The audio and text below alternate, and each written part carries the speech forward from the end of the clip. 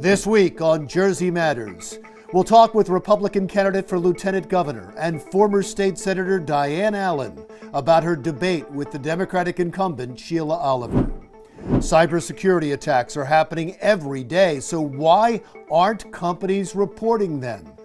Mike Garrity, the chief information security officer for the state, says it's a big problem. A new miracle treatment for breast cancer. We've got the details. And dogs from Louisiana, left homeless by Hurricane Ida, are looking for new homes in New Jersey.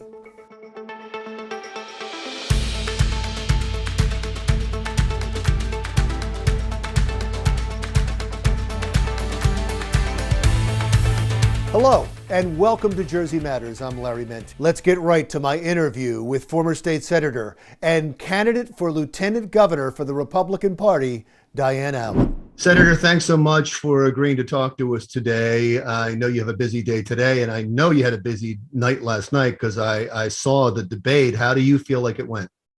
I think it went well.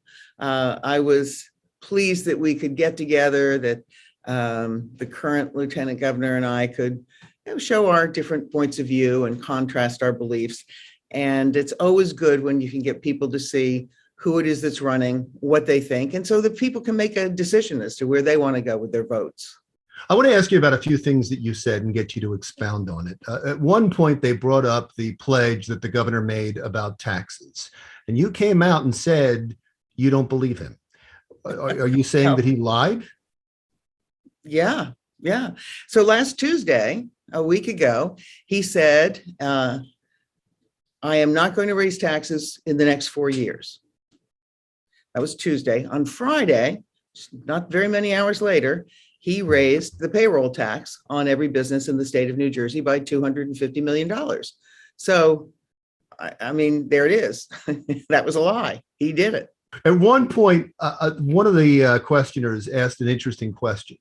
And that is that you have always been considered a moderate Republican, that you are moderate on social issues or conservative on fiscal issues. Is that true? Have you drifted more to the right? Well, I don't think I've drifted to the right. No, I think I'm still exactly where I've always been. I mean, if you look at the kinds of votes that I took when I was in the Senate, in the legislature, I mean, as I mentioned last night, I voted for gay marriage before the president, before Obama even backed gay marriage. I wrote a bill on anti-bullying that was the strongest in the country to protect children, many LGBTQ kids and others who were finding that bullying was their biggest problem. I wrote lots of different things for women's equality, for pay equity. The governor even named the pay equity bill after me. It's the Diane B. Allen Pay Equity Act. And he said the kindest things about me when he did that, for which I am still very thankful. So no, I've always been a moderate. I've always been pro-choice. I mean, that's where I stand, and that's where I still stand. You had one of the best responses I have heard to the term dog whistle. It comes up all the time in debates. It came up in the Virginia governor's debate that happened earlier this week. It came up in the presidential debates. It came up in the New Jersey gubernatorial debate. Phil Murphy accused Jack Ciattarelli several times of using a dog whistle. It is a soft accusation of racism. And you laughed it off and said it's overused and that it's misused. Is it an unfair accusation? Is it? I think it's a foolish way to say so. I mean, what is it you're trying to say? Are Republicans dogs? I don't know. What is it that you're really trying to say with it? And I think different people are saying different things, which is another problem. And it is sort of a go-to phrase for Democrats. And you're right. Some of it's about trying to claim that we're being racist, or that we're being this, or we're being that. Why don't you just come out and say what you mean and let us debate that instead of using a term like dog whistle that to me is just a foolish term. I believe that the use of dog whistle is a dog whistle. that Exactly right. is actually trying to reach an audience without coming out and just saying what you mean, which is what I believe what dog whistle means. You are at your strongest, I think, and you can tell me if I'm wrong about this because you know your strengths. You are at your strongest, I think, when you talk about the way the Murphy administration has treated women. And it almost seems personal to you because you've been in politics a long time as a strong woman. Is it personal? Am I reading that correctly? Well, I've certainly faced a lot of discrimination in my life, and that's just because I've lived a very long life. And I have no time for men who turn their backs on women when they're in difficult situations. And for him to turn his back on Katie Brennan when she was trying to let him know that she'd been raped and he just ignored her. But the biggest one to me is the Edna Man prison. I mean, the governor knew for over a year, because there was a federal report that called this women's prison a rape den.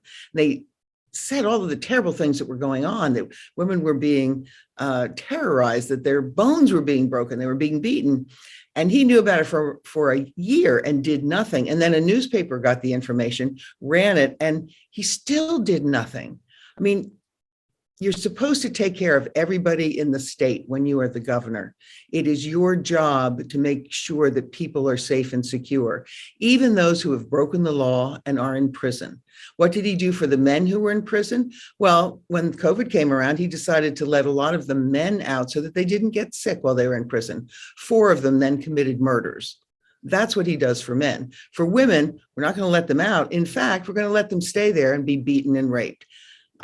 The man just is unable to deal with situations involving women. Well, I'd love to talk to him. I'd love to talk to Sheila Oliver. They always refuse to come on. And you were in the media for a long time as a very well-known television anchor in Philadelphia. The fact that they haven't had editorial board meetings, I believe, with the major papers in New Jersey either. They seem certain that they're going to win. I believe they're wrong. There have been some raucous school board meetings in New Jersey. We recently had one in Rockaway about Columbus Day. There have been some about vaccine and mask mandates in Monmouth County. And now the Department of Justice has come out and said they are going to have the FBI investigate some of the parents, especially if and when threats are made. What is your reaction to that? Well, if somebody makes an actual threat anywhere, any meeting on the street, but an actual threat that is going to be backed up by some kind of terroristic action, well, that's when the FBI should be involved. But for parents who are coming in and saying, I don't want you to teach my children certain things that are on the docket right now, or I don't want you to do other things with my own kids, that's not a terroristic threat. That's a parent standing up and doing what he or she should do, making sure that their children are getting exactly what they need. It worries me that what we're looking at is really trying to stifle parents in their ability to get what they need for their children. I really don't understand why we don't think that this is a bad thing. It's a First Amendment right, first of all. And second of all, I look down in Virginia and, you know, the Democratic nominee for Governor McAuliffe, Terry McAuliffe, who has been governor before, said recently that he doesn't think that parents should have anything to do with what's going on in their schools. That's not a parent's role. I think that's what the Democrats think. I think that's what Joe Biden thinks. I think that's what the Justice Department thinks. And I believe they're absolutely wrong. It is totally our role to care what's going on. That's where we have our input at our school board at that level, the grassroots level, to determine what's going to be taught to our children. And I have to tell you, some of the things that are being taught concern me, particularly in New Jersey. Thank you so much for your time today. Thank you. Appreciate it. Republican candidate for Lieutenant Governor Diane Allen. Still to come on Jersey Matters, how to help communities of color in New Jersey hit hard by COVID-19. That's next.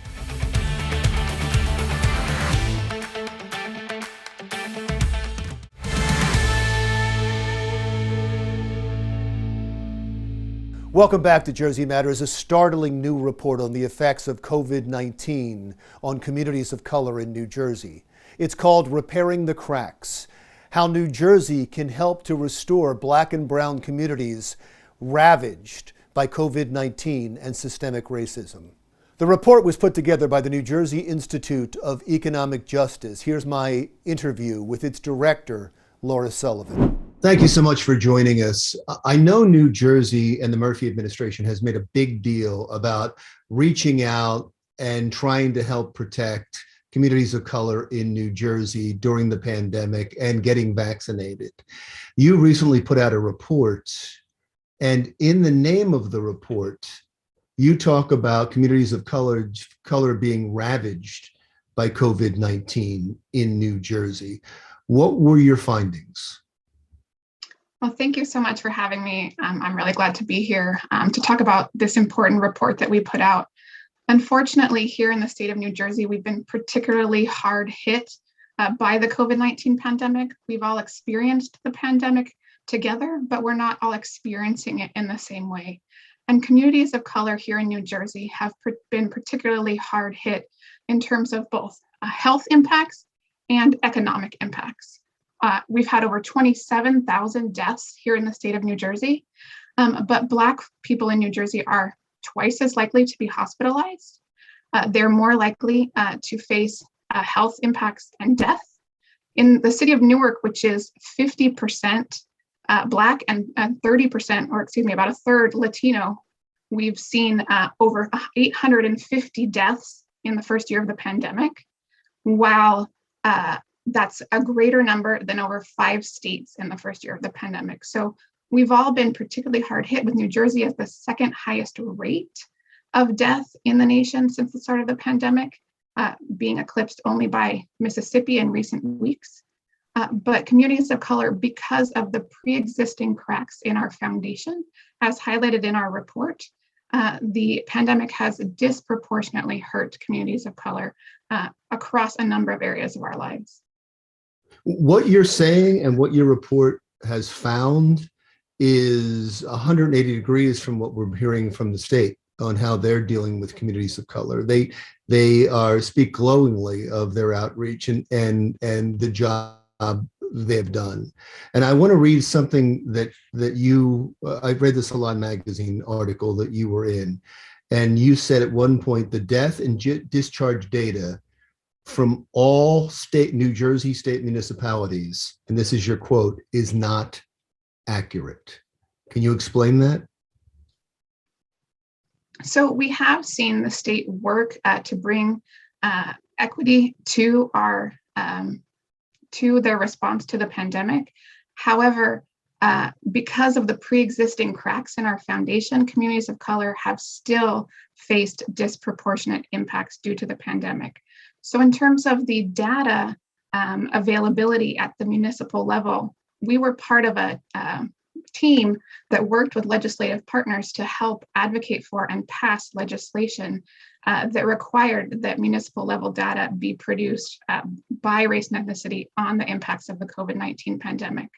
We did find that recently that was not being updated, and several municipalities, the data did not appear to be accurate. The numbers were not in sync with what we know about what was happening in some of our cities. However, there have been updates in the last week or so, and we've seen that the state has made some updates to that data. So what we want to see moving forward is that data is updated regularly, and that the state makes sure that the accuracy is maintained. African-American communities especially seem to be the most vaccine resistant, and that must lead to a problem in those communities. I know the state has been reaching out to try to get communities of color vaccinated.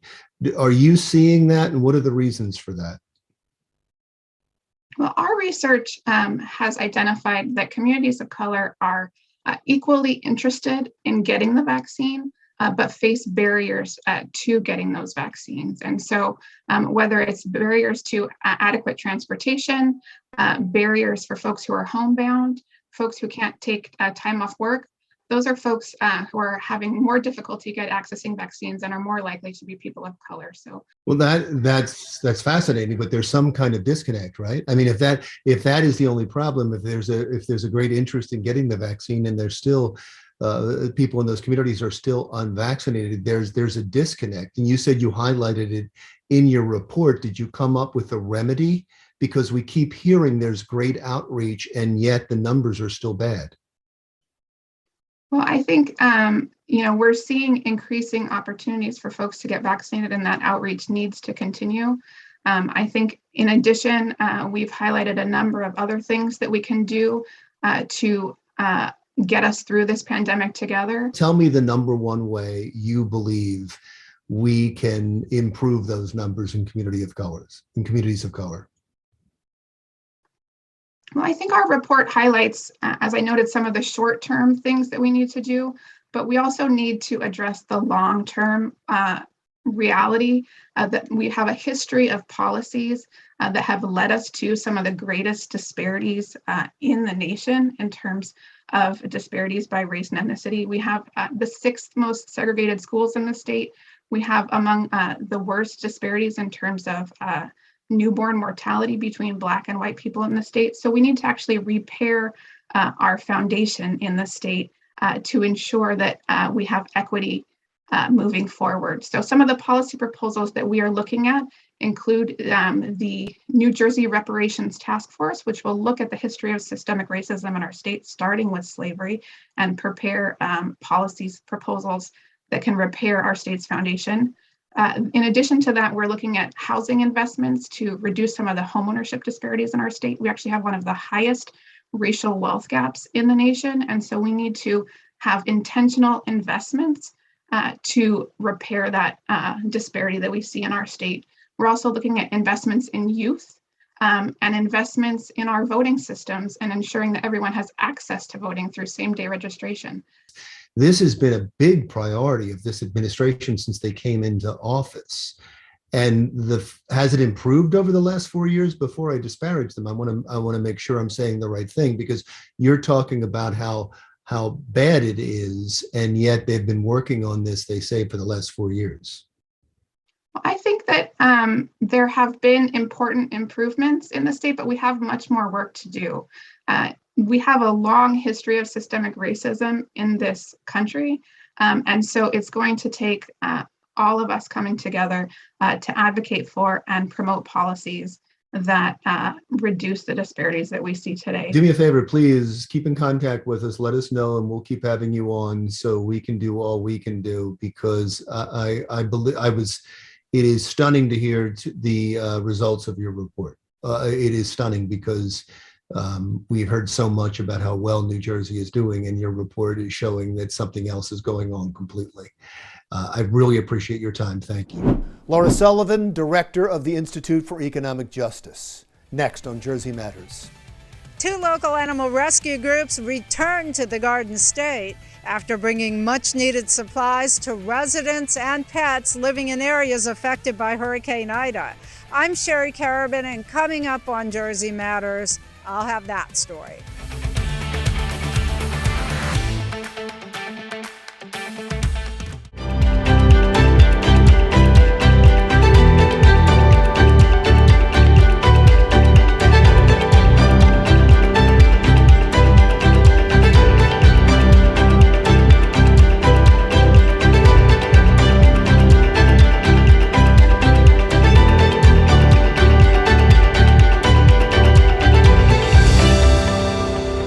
Welcome back to Jersey Matters. When hurricanes ravage an area, pets are often separated from their owners, and Hurricane Ida was no exception.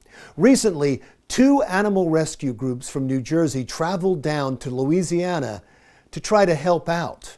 And Jersey Matters' Sherry Carabin was there to talk to them when they returned. Sherry.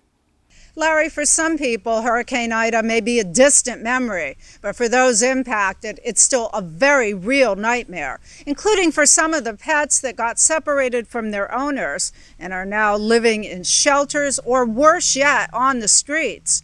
Recently, 2 local rescue groups made the 20-hour trip to Lake Charles, Louisiana, bringing much-needed supplies and returning with more than 20 dogs in need of foster and forever homes.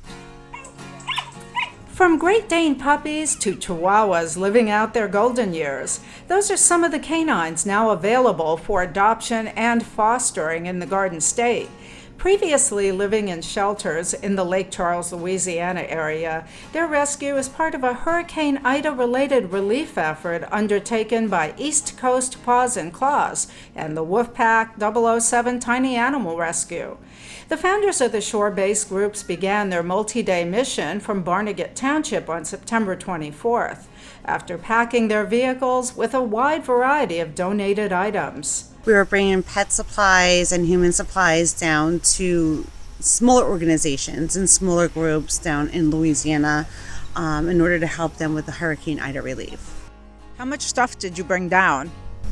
Over 5,000 pounds of different items: dog food, emergency supplies, clothing, water, the essentials. So you were helping the residents and the dogs? Correct, because if the residents aren't there, then the dogs have no one to take care of them. The trip to Louisiana took just over 20 hours. What was it like when they arrived? It is horrible down there still. We were working with an organization that said that there are tent cities still set up. Families with their children and their pets are living in tents because their homes are destroyed and there's no place for them to go. Unfortunately, we didn't make it completely into Houma and LaPlace, where the most damage was done because of the bridges and roadways still aren't clear and taken care of. While a major part of the goal was to deliver the donations, they also tried to relieve overcrowding in the shelters by removing 28 pre-Ida rescues to make room for those animals that got separated from their owners during the storm. Part of our plan was, and part of our job is to kind of help out the shelters, get them cleaned out in order to be able, so they can save and help the animals that need it now. So we didn't remove anybody's pets from the area. So we moved pets that were already displaced pre-Ida. Are you going to keep that one? Yes, we are. We're going to keep this guy. What's his name? Norman. Say hi, Norman. While Norman may have found his forever home, many of the others are still looking. Anyone interested in adopting or fostering one of the dogs can reach out to the groups via email using the addresses you see on this screen. Oh, and in case you're wondering, the group's September trip isn't the end of their Louisiana rescue story. Of course we'll go back. There's always going to be a need, and there's always going to be a hurricane. So this is an ongoing effort. It's always an ongoing effort. Rescues every day. Reporting from Barnegat Township, this is Sherry Carabin for Jersey Matters. All right, thank you, Sherry. Still to come on Jersey Matters. Remove your breast cancer in a matter of minutes. We'll explain how they do that at Princeton Radiology in Freehold, coming up next on Jersey Matters.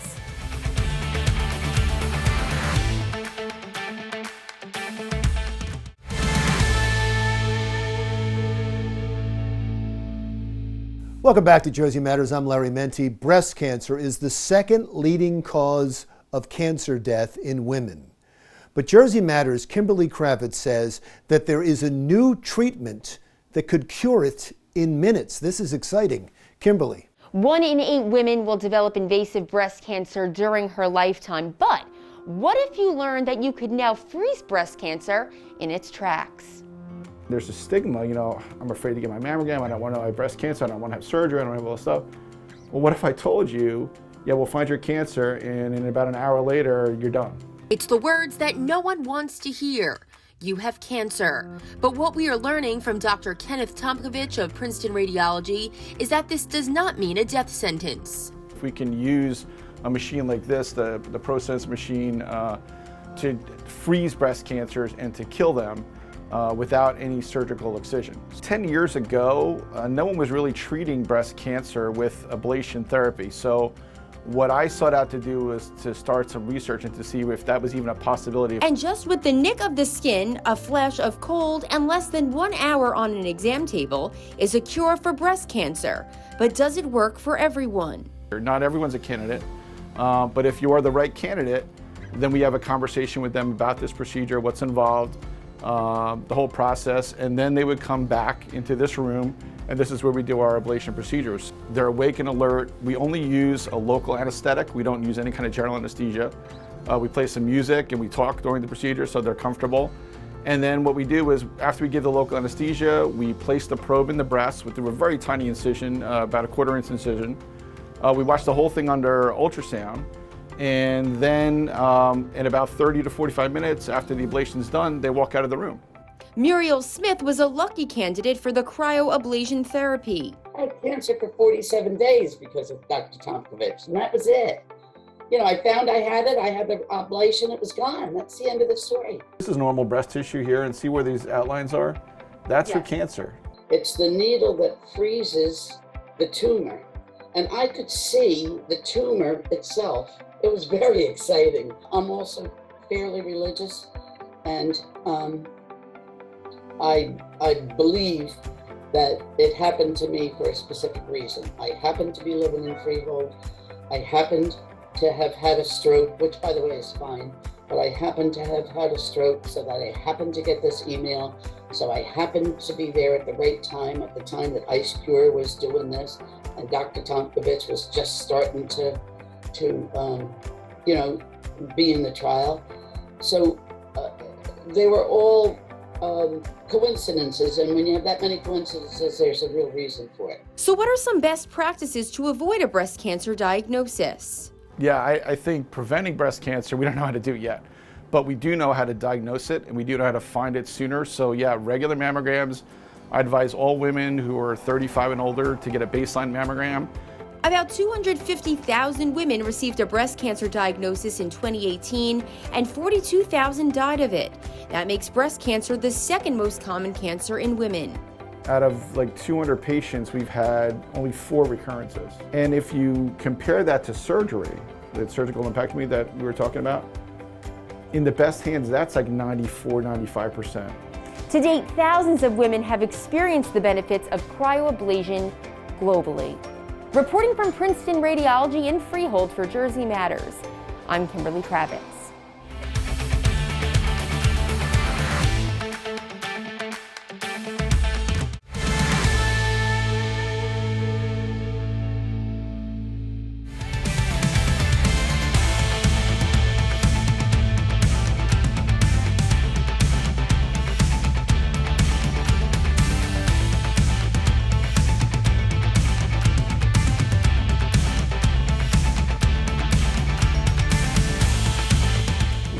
Welcome back to Jersey Matters. I'm Larry Menti. There is a cybersecurity attack every 39 seconds in this country, but many companies are reluctant to report that they've been a victim of these attacks for fear it will damage their reputation.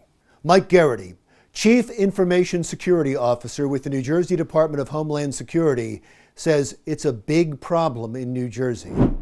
Sir, thanks so much for talking to us again. And even though we wanted to talk to you because it's Cybersecurity Month in the country, it's kind of fortuitous that at the same time there is this national movement by the Justice Department, by the Department of Homeland Security, and by Congress to get more companies to report cybersecurity attacks. I didn't even know that was a problem. Is it a problem in New Jersey? Yes, it's a problem everywhere. Obviously, the legislation is under, discussion and at the higher levels at the federal side, because there are only certain instances where you have to report cyber incidents to the government. And obviously that leaves us blind, especially when we're dealing with critical infrastructure or things that may have national security issues. So without that insight and that situational awareness, we're kind of blind to being able to provide any assistance, but also preventing those same types of attacks against our neighbors or other businesses, other government entities within New Jersey and beyond. Yeah, the DOJ is serious. They're talking about fines against companies that don't report, especially those that accept federal money. So it is that big of a problem to them. Take it a step further. Explain why it's important that you have accurate reporting. What happens when you get a report? So one of the things, and in New Jersey, the NJKIC acts as this central repository and central civilian interface, one-stop shop, if you will, for cybersecurity information sharing, threat intelligence, and incident reporting. And we really encourage not only public individuals, but also businesses and school systems to report cyber incidents to us. The internet connects to everybody. We're all connected, and that's not just in New Jersey. New Jersey connects to every other state and the governments and stuff. There are no geographic boundaries here. So the reason we encourage the reporting is, again, for that situational awareness, so that we can prevent attacks against others by making them aware that these types of attacks are going on against this one business or this one critical infrastructure operator or whatever. Yeah, I was reading in this article that I read about the federal effort, said that there is this misnomer among companies that if they keep it a secret, if they don't report it, two things happen. They're less likely to attract a cybersecurity breach at their company, and that if they do report it, it might hurt their business. Address those and tell me why they would be misnomers. Yeah, and so we've heard about reputational damage, and if they released that they were breached or they had a cyber incident, it would ruin their reputation. And there's lots of concerns about that in business. If you're not considered secure and you're an online business, or is the public going to want to do business with you? So there are real concerns there. That being said, reporting cyber incidents, it's not meant to publicize them to the public, but to provide that information to the appropriate government entities, DHS and Department of Justice and others, so that they can investigate and take out the threat, which is the threat actor, but also prevent it from happening to other online businesses. When they report it to the state, it's confidential? Yes. So there's a couple of different types of reporting. In each of the 50 states, there is a data breach reporting requirement. So if you have a data breach and personally identifiable information such as dates of birth and social security numbers, credit card numbers, other financial information and the like, there's a law that in each state that you have to report that to the state, okay? And that's done by law in New Jersey to the New Jersey State Police through the NJKIC. And that's the office that I run. But other types of incidents, denial of service incidents, ransomware attacks, where there is no data breach, those are don't have to be reported. We encourage people to do that because if one school system gets hit with a ransomware incident, you can expect other schools to also be targeted. And we want to provide those other schools with preventative tips so that they don't become victims as well. What would you say to companies out there that if you have a big enough company, you're going to get hit by a cyber attack? That's just the way of the world right now. What would you tell them? Yeah. So the former director of the FBI put it pretty succinctly. There's two types of companies, those that have been hacked and those that don't know they've been hacked. And so everybody's been hacked. You just might not know it. And so you need to have those connections with law enforcement, with Homeland Security, in order to respond to those attacks and respond, in a cohesive manner, so that you can recover your business going forward. Yeah, and because it's free and because you can actually help these businesses, it's actually good business to connect with you. Absolutely. Wonderful. Thank you so much for your time. It's fascinating, and happy Cybersecurity Month. Thank you, Larry, for having me. Mike Garrity, New Jersey's Chief Information Security Officer. Still to come on Jersey Matters, it's now legal to turn your home baking into cash. We'll talk to the home baker that helped make that happen next.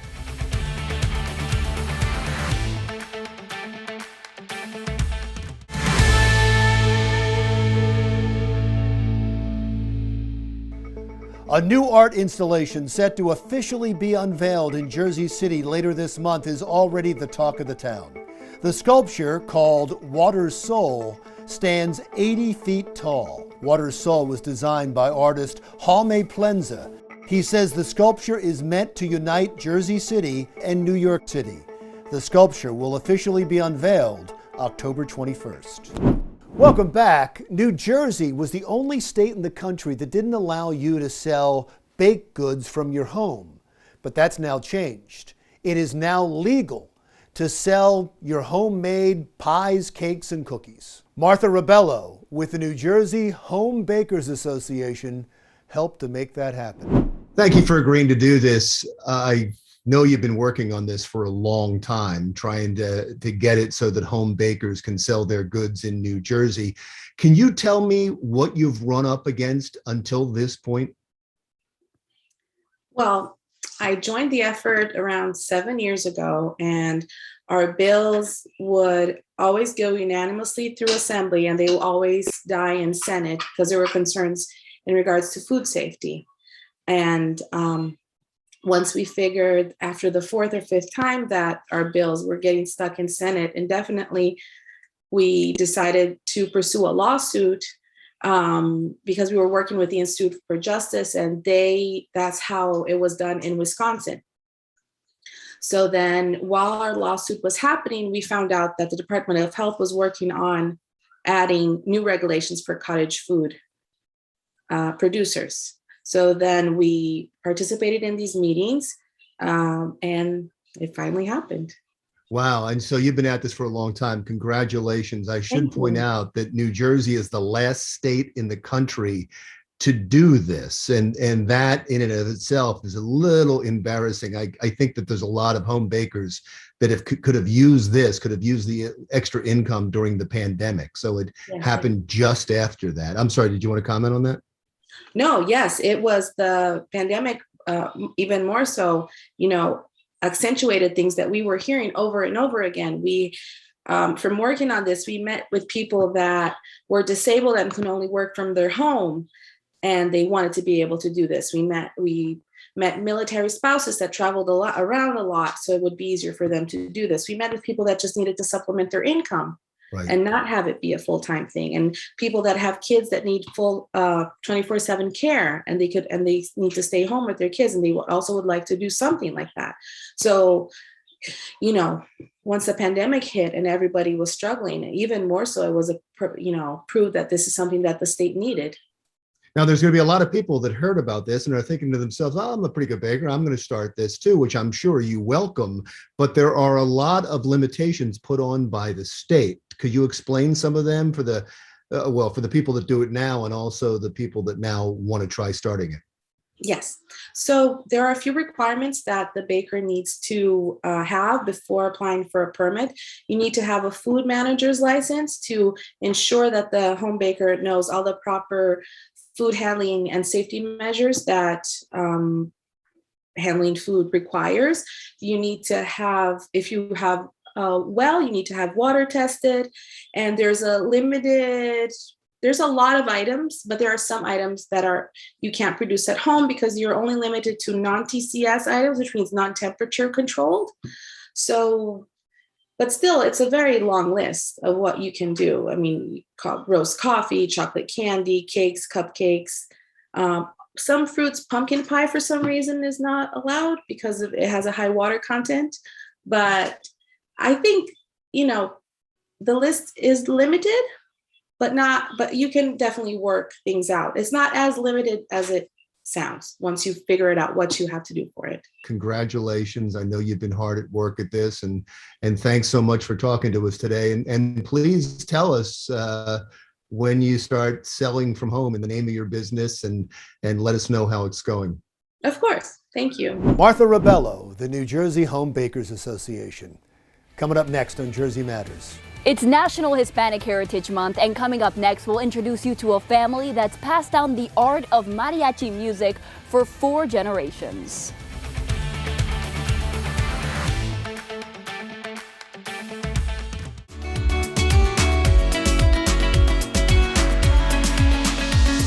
Welcome back. It is National Hispanic Heritage Month, and one New Jersey mariachi group has been passing down the Mexican musical tradition for 4 generations now. Jersey Matters' Jennifer Marin introduces us. Jennifer. Ramon Ponce Sr. came to the United States over 30 years ago. He's since started a musical group with his son, and it's all in the hopes of continuing to spread the art of mariachi music. Mariachi music. has been at the center of the Ponce family for 4 generations. My grandparents and great-grandparents were musicians, and my father plays, and we all play. So this is our way, to share music. Es un honor. Ramon Ponce Sr., now 80 years old, moved his family from Puebla, Mexico to the United States over 30 years ago. Ponce Sr. tells me he immigrated to join a mariachi band. When the founder of that group retired, he started his own group called Mariachi Real de Mexico with his son. I've been playing music since I was 5 years old. Since I was born, I've been around instruments. My father plays trumpet, and I play guitar. And the apple doesn't fall far from the tree.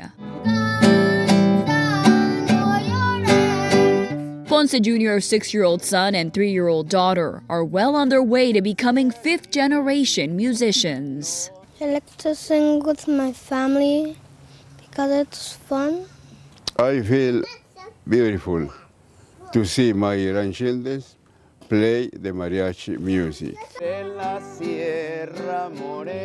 As for Dad, it's an opportunity to teach his kids to never forget where they come from. I'm just so happy for them to be able to learn about the tradition, about the music, and about the culture. It's the same passion that inspired him to start a nonprofit, the Mariachi Academy of New York, back in 2002. For almost 20 years, they've been offering free music lessons. Our main mission is to reconnect children or kids through mariachi music back to their roots and for them to be proud of who they are and where they come from. But Ponce Jr. says mariachi music doesn't just represent Mexico. Every time we wear the mariachi outfit, we represent a whole culture, which is the Latin culture. And their talent hasn't gone unnoticed. They've collaborated with Bruce Springsteen and performed for the Clintons, Jerry Seinfeld, and more. We've been very blessed and very honored, to be able to do collaborations with great artists. And meet people who we never thought we were going to meet. The Ponces say the secret to their success has been their constant humility. And their biggest hope is that mariachi music will continue to live on. It's such a wonderful music, not because I play the music, but because I see every time we go out and I see people's reactions and faces and what brings, what the music brings to that particular event or person is really meaningful. And I think that's something that cannot be lost. It has to continue for many generations to come. This year marks the 30th anniversary of Mariachi Real de Mexico, and to celebrate, they'll be hosting a free concert in November. For now, reporting in Garfield for Jersey Matters, I'm Jennifer Marin. All right, thank you, Jennifer. My commentary is next.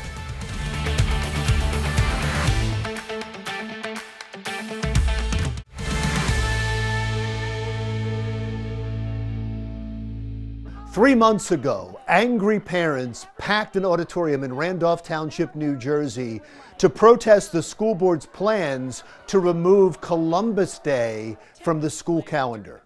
In several school districts across the country, parents packed school board meetings to protest the teaching of critical race theory.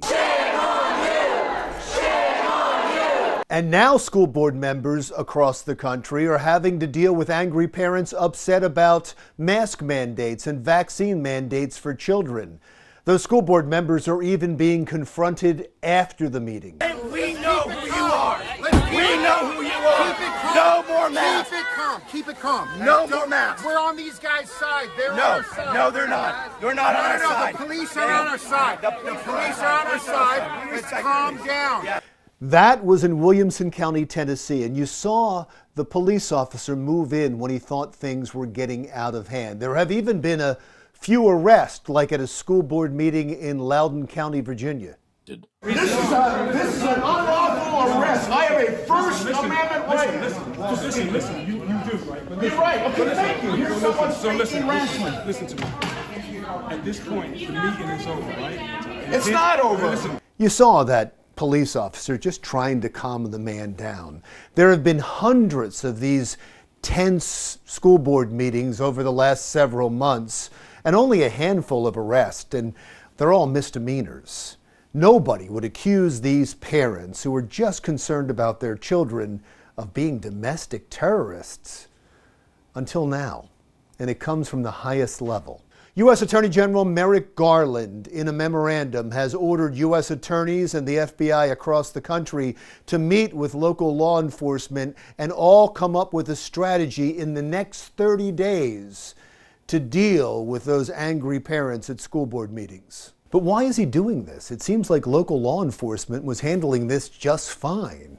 But you see, the National School Boards Association, which represents 90,000 members across the country, wrote a letter to the White House asking for this. That's why. In the letter, the NSBA wrote that the actions taken by parents could be the equivalent of domestic terrorism and hate crimes. Those two terms are important, domestic terrorism and hate crimes, because they are federal crimes, and it gives the Justice Department an excuse to get involved. The letter was dated September 29th. Merrick Garland put out his memorandum on October 4th. The administration has never moved that fast before, except one time. That was in February, when the American Federation of Teachers, the largest teachers union in the country, sent emails to the Biden administration asking them to change CDC guidance so they wouldn't have to reopen schools for in-person learning.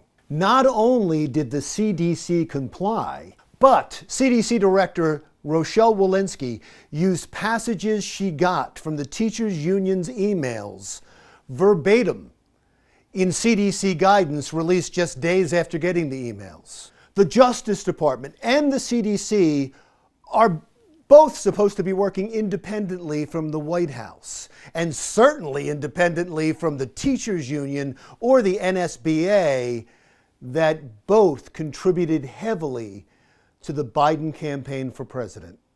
Local law enforcement and schools are constitutionally mandated to be handled by the states and local municipalities. Investigating parents at school board meetings is clearly federal overreach.